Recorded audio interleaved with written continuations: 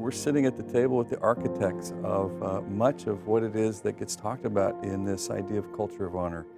And Bill, Kris, thank you so much for being part of this. And we have so many things to talk about. We could talk for hours, actually.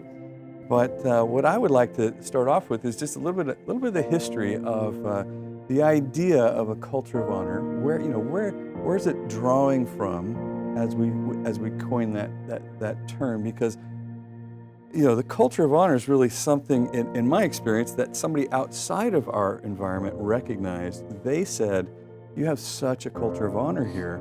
I had never even noticed it before." It'd be like somebody saying, "You guys speak English in this environment." And you're like, "I didn't realize we had another choice." And so, Bill, much of it comes from your dad, Earl. A culture of honor is where you treat another person as you would Jesus.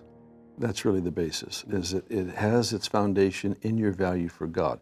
If it's man-centered, then it becomes humanistic, it becomes flattery, it becomes all the kinds of things that are perversions of the real thing.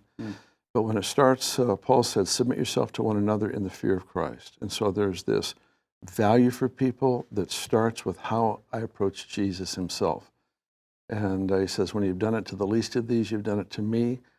And so that means that when I look at someone that I want to honor, they don't have to earn it, because I'm doing it as I would do it to the Lord himself.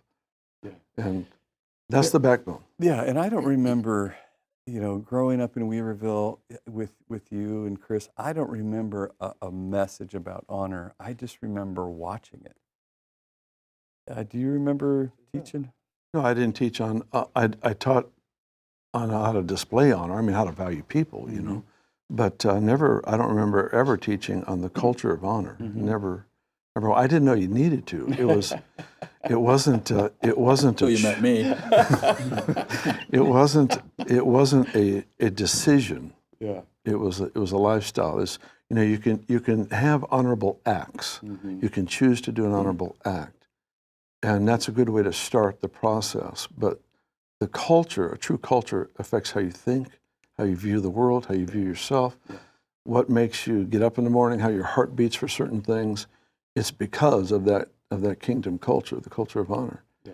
And I learned it from my dad. I watched how he treated his quote unquote enemies, those who opposed him, those who would split the church, those who would cast the stones at him and just say all kinds of horrible things. And I watched how he treated them. And he ended up doing their funerals. He ended up visiting them in the hospital. He ended up, just showing them incredible, incredible mercy, because it's just the way he lived, when they least deserved it. And person after person would turn from, their evil ways, or literally, and religious evil ways. And they would turn to him because he would honor them when they didn't deserve it. Yeah. So I grew up watching that, and just it was the only way to live, Yeah, it's such a life transforming experience to cross paths with somebody that is leading in this mindset, or this this core value set that, and then you and I come from a whole nother experience of how you treat people. Well, not even really. And we end up just so impacted. When you think about the foundations of honor and culture, what comes to mind? Well, again, we were talking a little bit earlier before the cameras rolled and I can't remember a message that Bill taught on honor, as far as like scripting a message. I don't ever remember that, but Bill was the first man, and Benny, that I ever really felt like.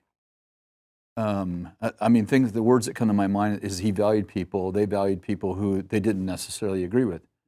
They refused to speak negatively about people ever. And we lived with him for 6 months, and I can remember I had come up with a little bit different system than that. It was, if you think it, say it kind of culture. And nothing's out of bounds, So, I can remember just, saying all kinds of crazy stuff about, I just don't like that person. And Bill never said anything. I don't remember Bill saying much to me. He would just look at me. Like he just refused to enter those conversations. You know, so those kind of conversations about dishonoring conversation about other people, they never got momentum because Bill and Benny just like Didn't participate. refused to participate, and you sort of felt stupid for participating. All alone. You got Totally. this all alone feeling.